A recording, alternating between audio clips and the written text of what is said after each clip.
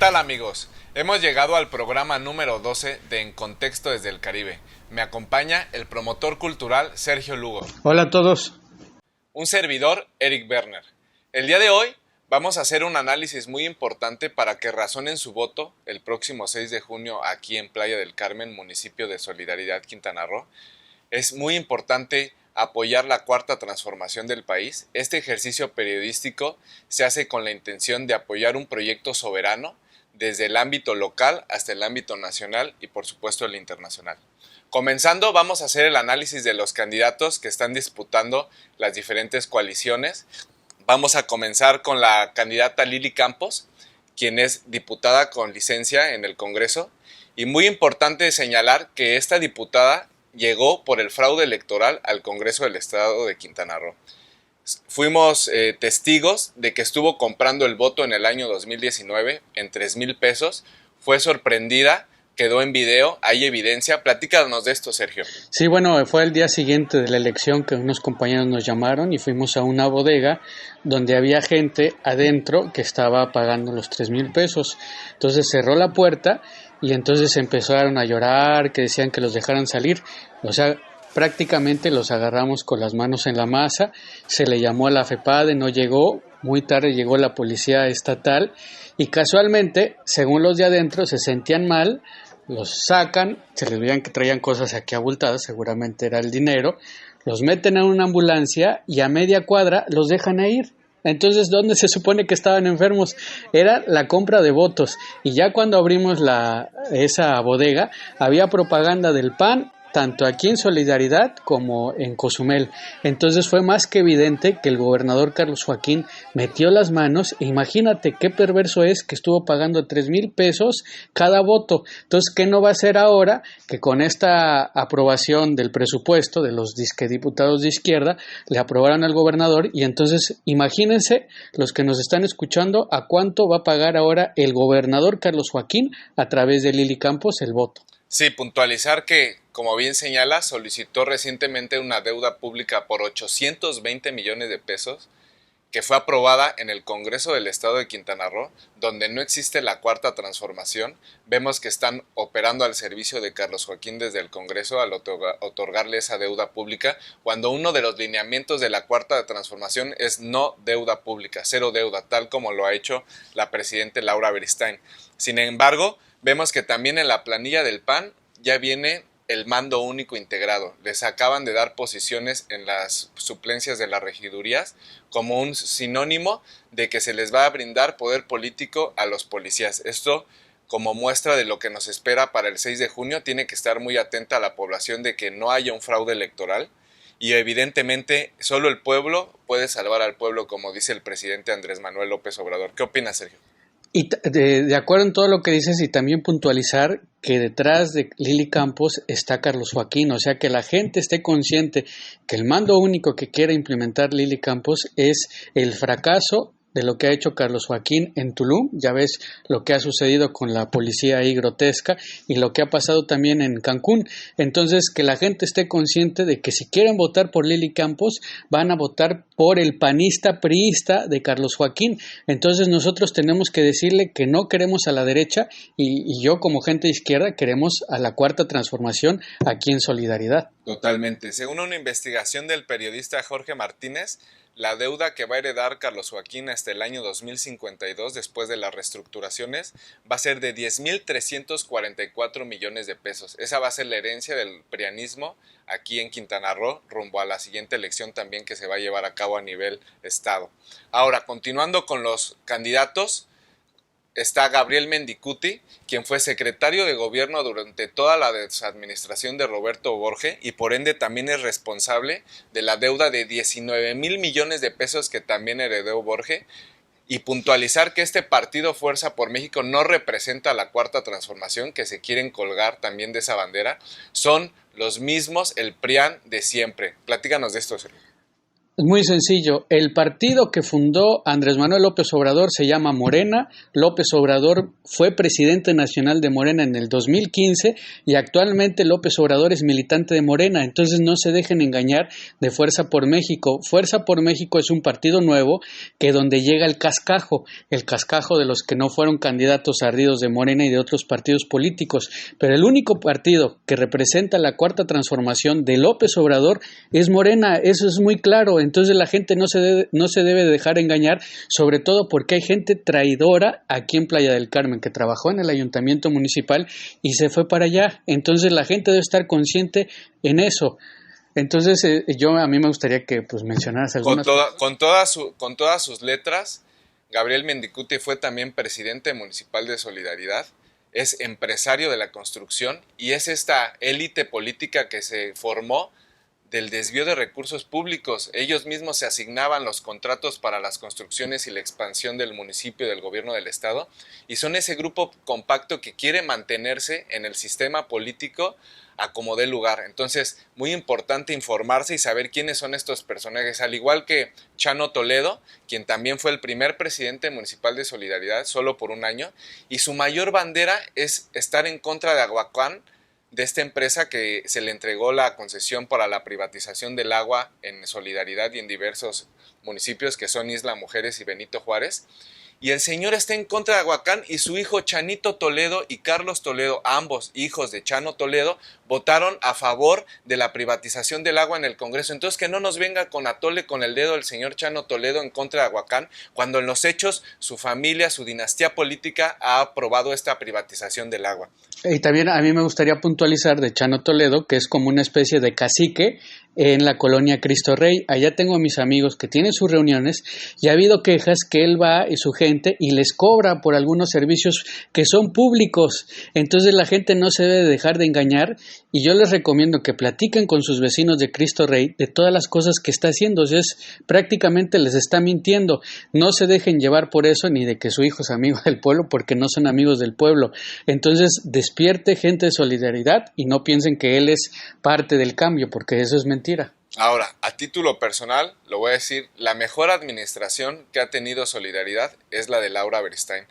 Contra viento y marea, desde el primer día de su gobierno intentaron hacerle un golpe institucional con un bloque de regidores del PRIAN, que hoy ya se develan evidentemente que son lo mismo, y 2 de Morena que se pasaron en su momento y que hicieron la vida imposible institucionalmente a una administración que venía representando la cuarta transformación, y después le dejaron una papa caliente que fue una concesión de la basura perdida por Cristina Torres para boicotear al gobierno de la cuarta transformación de Solidaridad.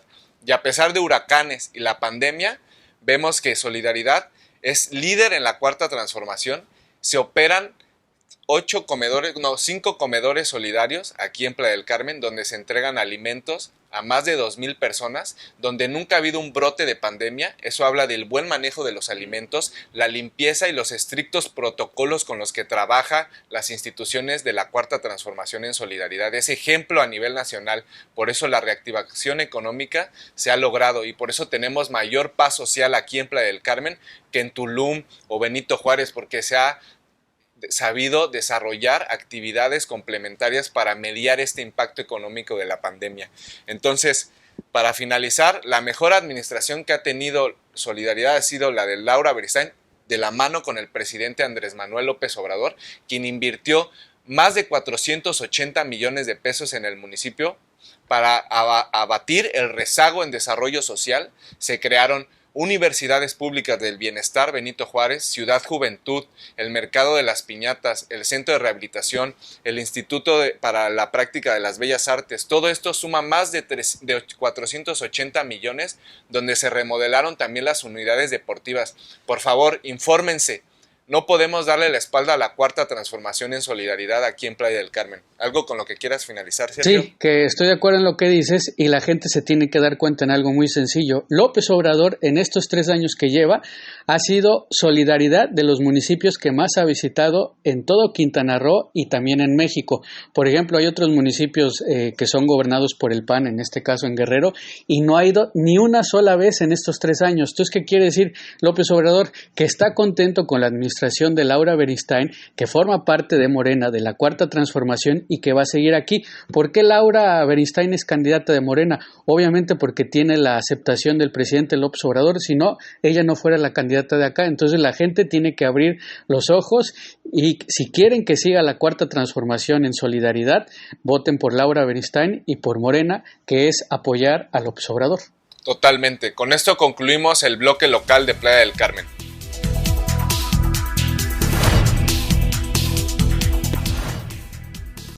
Continuando con el bloque nacional de En Contexto desde el Caribe, vamos a hablar sobre la visita que realizó el presidente López Obrador aquí al estado de Quintana Roo para ofrecer un perdón a la etnia maya. Platícanos de esto, Sergio. Sí, bueno, recientemente, justo el 3 de mayo, López Obrador fue a Tijosuco, que pertenece al municipio de Carrillo Puerto, aquí en Quintana Roo, a pedir perdón por todas las atrocidades que había hecho el gobierno durante la Guerra de Castas, que más o menos fue cuando inició con 1847 y casi terminó alrededor de 1901. Entonces, el Estado mexicano, o sea, el gobierno, pero no todos, obviamente, trataron de exterminar a los mayas. Es una historia muy larga que no me permite ahí, pero yo les quiero recomendar, ahorita sigo con lo de López Obrador, este libro, La civilización de los antiguos mayas, de Alberto Ruz, para que la gente se dé una idea de la importancia de la cultura maya en todos los aspectos, la astronomía, la cultura, la guerra, todo. Es un libro que se lo recomiendo bastante para que conozcan esta cultura. Y continuando a lo que dijo López Obrador, pues tuvo una reunión cerrada ahí cerca en un museo con los dignatarios mayas. Hay el general Isabel Sub, que ese es el más representativo, y otras personalidades en el que quiso al menos reconocer López Obrador. Obviamente él no fue el que exterminó o trató de matar a los mayas, pero como representante del Poder Ejecutivo reconoció lo que le hicieron a los mayas y pidió perdón. Para mí es muy importante que lo haya hecho en Tijosuco. Yo he estado ahí, es un lugar muy bonito y es un lugar maya que está casi en la frontera con Yucatán. Es muy representativo y es un gusto para mí ver eso, porque un hombre de izquierda, un hombre progresista como el presidente López Obrador lo hizo. Estuvieron presentes, por ejemplo, el presidente de Guatemala, a pesar de que es un hombre de derecha, estuvo ahí, estuvieron el gobernador, si no me equivoco, de Chiapas, de Tabasco y gran parte del gabinete de López Obrador. Entonces eso fue muy importante para que la gente recuerden, o más bien estudien la historia, lo que había sucedido con los mayas. Y ya les recomiendo que vayan a Tijosuco, vean por ejemplo las artesanías que hacen así grandes de madera, no sé el nombre de la madera, que están como grabados, están muy bonitos, y también ellos hacen por ejemplo las mujeres los huipiles. Entonces yo estoy de acuerdo ahí que se haya hecho. ¿Por qué? Porque en Quintana Roo va a pasar el Tren Maya y eso va a generar que la gente, que el turismo cultural, el turismo antropológico vaya a sus lugares y tengan más contacto con Felipe Carrillo Puerto, que es un lugar muy pobre. Estoy hablando de como municipio. Entonces yo estoy de acuerdo y reconozco este gran gesto del presidente de la República. Sí, pues cabe contextualizar que la cultura maya tiene una riqueza enorme en la península, toda la península de Yucatán, gastronómicamente y evidentemente lingüísticamente perpetúan esa identidad que brinda la lengua. Inclusive el acento yucateco viene de esa fonética lingüística maya, y tengo el gusto de tener amigos mayas que son orgullosos de su etnia, tienen una cosmovisión de la vida diferente a los mestizos, a los mexicanos que somos mestizos producto de la colonización. Y los mayas sobrevivieron a la colonización porque fueron inteligentes, astutos y con coraje y muy orgullosos. Entonces supieron disiparse en comunidades pequeñas al interior de la selva maya, de la península, supieron perpetuar sus tradiciones, mantener su cultura en una mezcla también, hay que decirlo, con el sincretismo católico. Sin embargo, son una cultura riquísima que se ha folclorizado por este tipo de parques como Xcaret o estos hoteles que toman nombres mayas y que han mostrado al mundo esa parte, pero que no representa a los mayas. Los mayas son más allá de las zonas arqueológicas, más allá de estos parques que robaron los nombres y que se enriquecen en nombre de la cultura maya. Y el presidente López Obrador hace este perdón simbólico y también su proyecto más importante del país es la conexión del sureste y del mundo maya.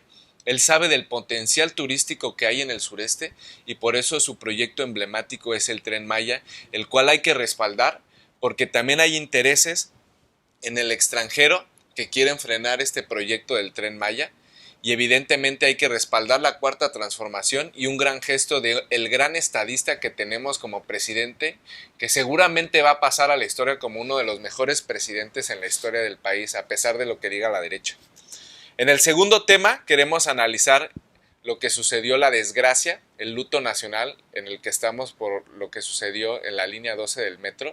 Sabemos que se debe esperar el peritaje y confiamos en que no se va a solapar ningún concepto de corrupción en esta investigación. Considero que se debe considerar que hubo sismos el 19 de septiembre de 2017 y evidentemente tuvo un impacto en los cimientos de la ciudad. Sin embargo, es una gran prueba para la ingeniería civil mexicana de la cual tenemos que salir adelante y responderle a las víctimas como ya lo hizo el gobierno de la Ciudad de México con una indemnización de 650,000 pesos que no le va a regresar la vida a los familiares de sus deudos, pero que quede como una responsabilidad del Estado y de las autoridades hacia las víctimas, cosa que no hicieron, por ejemplo, los gobiernos de Felipe Calderón con las víctimas de Cananea y de Pasta de Conchos, perdón. Entonces, ahí está la diferencia entre los gobiernos. ¿Algo que quieras señalar de esta desgracia que como carroñeros la derecha quiere utilizar políticamente? Y bueno, de manera personal yo tengo la experiencia de que he viajado por esa zona Tláhuac porque tengo muchos amigos de esa línea 12 del metro, incluso ahí está cerca una universidad y bueno, yo viajaba antes de que se hiciera el metro en microbús. Ya en el metro, infinidad de veces que viajé ahí y la gente debe saber, los que viven aquí en la península de Yucatán, quien lo inauguró fue Marcelo Ebrard como jefe de gobierno, justo para terminar en su gobierno en octubre del 2012 y en el 2014 se hizo así en grande porque Miguel Ángel Mancera, quien fue su sucesor jefe de gobierno y que no era del agrado de Marcelo Ebrard, utilizó eso para atacarlo políticamente, que había daños, en fin, se paralizó, no hubo el tráfico, servicio y entonces Marcelo, bueno, de eso y muchas cosas se tuvo que exiliar en Francia, pero desafortunadamente de ahí lo agarró Mancera. Y en el 2017 Mancera era el jefe de gobierno, como tú lo mencionas, lo reinauguró un poco antes, pero en el 17, como mencionaste, estuvo el sismo, yo lo viví en la Ciudad de México, viajé por ahí y se supone que todo estuvo muy bien, entonces es lo que a mí se me hizo raro. Ahora que tú también mencionas en la derecha los periódicos como El Universal, Reforma, ¿qué es lo que están haciendo? Sacando raja política y atacando a Claudia Sheinbaum, que es la actual jefa de gobierno, también de Morena, la están atacando a ella, pero no mencionan para nada a Miguel Ángel Mancera, con el contexto que te digo. Y aparte, en sus portadas y en sus páginas de las redes sociales están haciendo del dolor ajeno, de cuántos muertos, etcétera, o sea, para que la gente se conmueva y como señalando, fue Marcelo, fue Claudia Sheinbaum, y ellos ya entonces se convierten en peritos expertos ya internacionales, o sea, en ingeniería, en todo eso. Eso es lo que a mí me molesta. Y hubo unos políticos panistas que van y se toman la foto atrás o delante de esa tragedia, entonces es sacar raja política y eso es lo que yo no estoy de acuerdo. Entonces, pero para que la gente entienda, yo que vivo en la Ciudad de México, cómo una tragedia como esta, la derecha panista se está aprovechando de eso. Totalmente, y cabe puntualizar, el metro tiene un costo de 5 pesos, es un servicio público. La realidad es que debería aumentarse el costo o exigirle a los gobiernos del Estado de México y de Hidalgo que aporten al metro de la Ciudad de México, porque el 60% de los usuarios no son capitalinos, son de estas otras dos entidades federativas. Y muy chicho, Peña Nieto y Del Mazo concesionaron a privados el tren suburbano que cobra 30 pesos, se lavan las manos y es un servicio caro. En cambio, el metro subsidia el servicio y es imperante que el Estado de México, que está endeudado y es la cuna de la corrupción del Grupo Atlacomulco, aporte dinero al metro. O sea, que se dejen de vanagloriar de este servicio y que se hagan responsables de la población que utiliza. Entonces, nada más para puntualizar. Con esto concluimos el tema nacional de En Contexto desde el Caribe.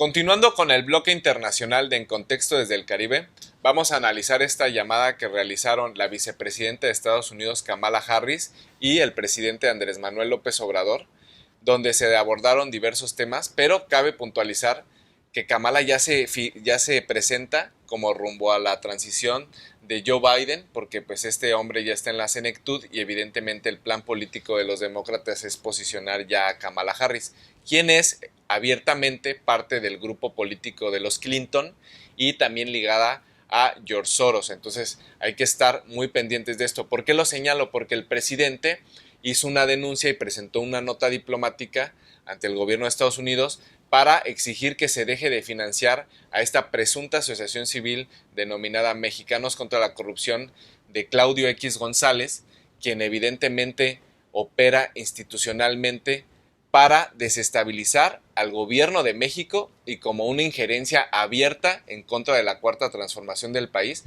a través de esta estrategia jurídica de presentar amparos y de diferentes recursos ante el Poder Judicial para frenar los proyectos de infraestructura del país. ¿Qué opinas de esto, Sergio? Bueno, de acuerdo a lo que dices, y también que López Obrador durante la llamada hizo énfasis, a Kamala Harris hizo el énfasis de que no se quiere pelear con el gobierno de Estados Unidos, sino más bien de que quiere cooperar y quiere ayudar para que el flujo de la migración de Centroamérica pues se detenga y no tenga que ir ni a México ni a Estados Unidos.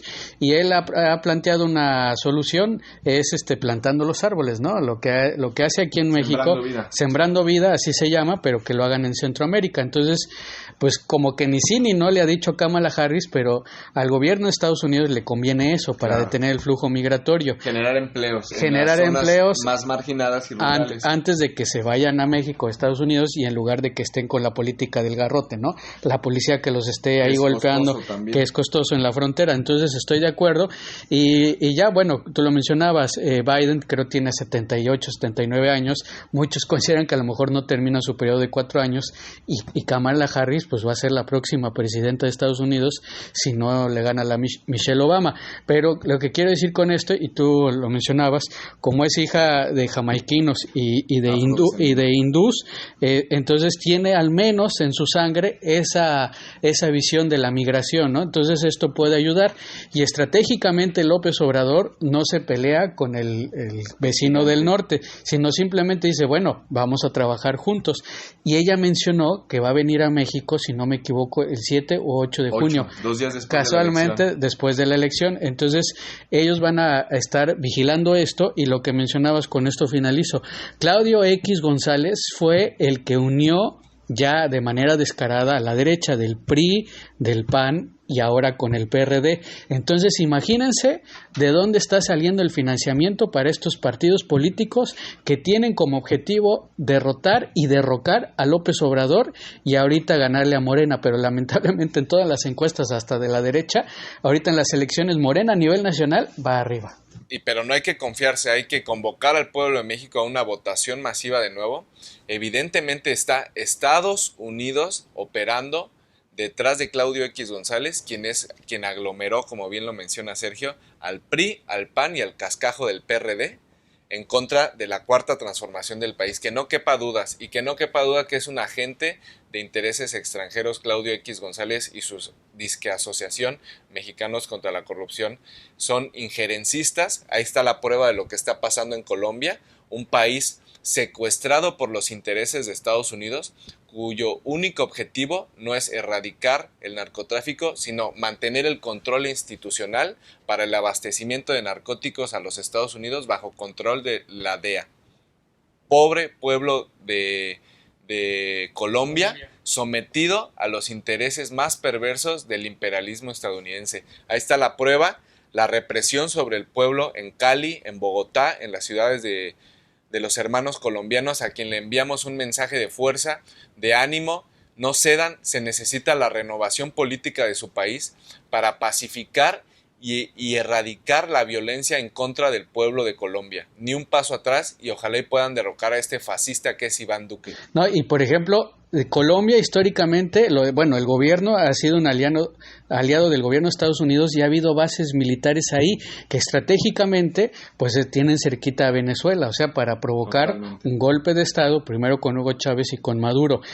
Y Álvaro Uribe era súper amigo de Calderón y ese siempre ha sido un lacayo del gobierno de Estados Unidos. Y ahora con Duque ha habido alrededor de más de 30 muertos. Y por ejemplo, gente de las FARC, de la guerrilla, que ya había depuesto las armas, mis compañeros me dicen que los están persiguiendo. Entonces, hasta eso, ese es un gobierno que no tiene palabra.